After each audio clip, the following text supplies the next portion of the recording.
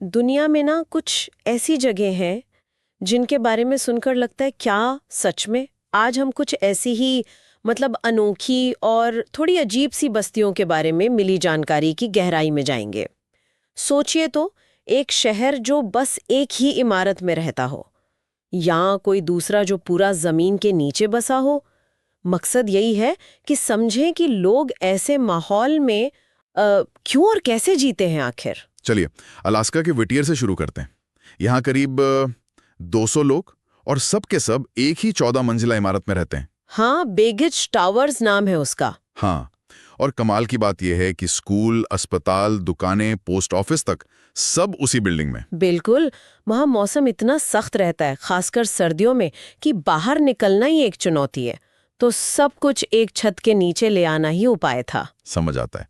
अच्छा, ये तो हुई है एक इमारत की बात। अब जरा ऑस्ट्रेलिया चलें, कूबर पेड़ी। वहाँ तो गर्मी का आलम यह है कि लोग, हाँ, उन्हें डग आउट्स कहते हैं। ऊपर तापमान बहुत ज्यादा हो जाता है, तो नीचे जमीन खोदकर घर बना लिए। घर ही नहीं, मैंने सुना चर्च और होटल भी हैं। बिल्कुल, चर्च, दुकानें, होटल, काफी कुछ जमीन के नीचे ही है। ये एक तरीका है उस झुलसाने वाली गर्मी से बचने का। ये दोनों ही जगह हैं, विटियर और कोबर पेड़ी, कमाल की मिसालें हैं।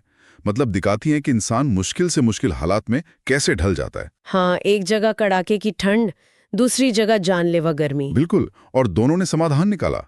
एक ने ऊंचाई चुनी, एक इमारत में सिमट गए। दूसरे ने गहराई, जमीन के नीचे चले गए। ये इंसानी अनुकूलन क्षमता, मतलब एडाप्टेबिलिटी का सबूत है। तो कमाल की बात, एक छत के नीचे पूरा शहर या जमीन के अंदर घर। सुनने में ही कितना अलग लगता है, लेकिन सोचिए ऐसी सीमित जगहों पर रहने का लोगों की जिंदगी पर, उनके आपसी रिश्तों पर क्या असर पड़ता होगा। खैर, अगर मुश्किल माहौल की बात करें तो जापान का म्याकेजिमा द्वीप, वो तो कुछ और ही कहानी है। हाँ, म्याकेजिमा, वो एक एक्टिव ज्वालामुखी पर बसा है। और वहाँ हवा में जहरीली गैसें। बिल्कुल, सल्फर डाइऑक्साइड जैसी ज्वालामुखी गैसें हवा में घुली रहती हैं अक्सर। इसलिए वहाँ के लोगों को हमेशा अपने साथ गैस मास्क रखना पड़ता है। हमेशा, मतलब रोजमर्रा की बात है ये। हाँ, बिल्कुल। और जब गैस का स्तर बढ़ता है तो अलार्म बजता है और उन्हें वो मास्क पहनना पड़ता है। सोचिए जीने का ये तरीका। तो म्याकेजिमा में तो प्रकृति का सीधा जानलेवा खतरा है। हाँ। अब इसकी तुलना करें अमेरिका की स्लैब सिटी से। ओ हाँ, स्लैब सिटी, सुना है इसके बारे में। इसे अमेरिका की आखिरी आजाद जगह भी कहते हैं। कुछ लोग कहते हैं वहां कोई औपचारिक सरकार नहीं है, कोई किराया नहीं, कोई प्रॉपर्टी टैक्स नहीं, कोई पुलिस नहीं।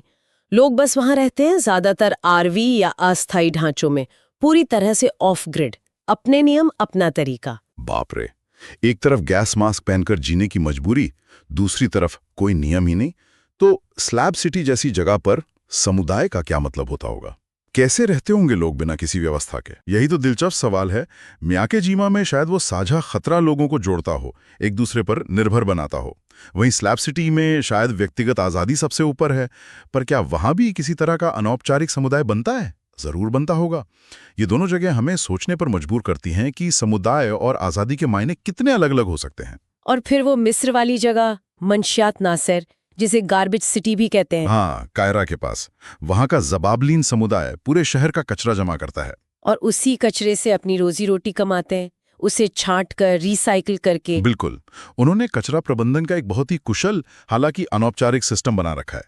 कहा जाता है कि उनकी गलियां, यहां तक कि कुछ घरों की छतें भी कचरे से भरी रहती हैं। सोचकर ही अजीब लगता है, पर ये उनकी सच्चाई है, उनका जीवन। ये जरूरत और इंसानी जुगाड़, मतलब रिसोर्सफुलनेस का एक चरम उदाहरण है।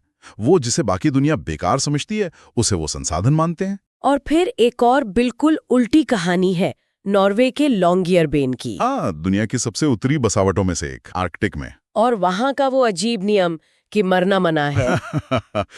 ये सुनने में अजीब लगता है, लेकिन सच है। पर क्यों, ऐसा क्यों है? क्योंकि वहां इतनी ज्यादा ठंड है कि जमीन स्थायी रूप से जमी रहती है, जिसे परमाफ्रॉस्ट कहते हैं। इस वजह से अगर किसी को दफनाया जाए तो शरीर सड़ता नहीं है, दशकों सदियों तक वैसा ही रह सकता है। ओह, तो मतलब बीमारियां फैलने का डर। बिल्कुल, पुराने दफन हुए शरीरों से वायरस वगैरह फैलने का खतरा रहता है। इसलिए नियम यह है कि अगर कोई बहुत बीमार है या मरने वाला है तो उसे प्लेन से नॉर्वे की मुख्य भूमि पर भेज दिया जाता है। गजब।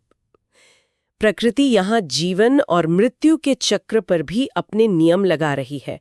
तो आज हमने देखा कि दुनिया में इंसानी बस्तियां कितनी अलग अलग, कितनी हैरान करने वाली हो सकती हैं।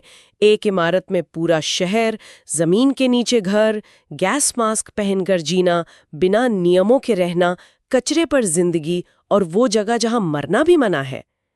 ये सब सुनकर लगता है कि जैसे हम नॉर्मल जिंदगी कहते हैं वो शायद उतनी नॉर्मल है ही नहीं। सही कहा, ये सब सिर्फ अनोखी कहानियां नहीं हैं।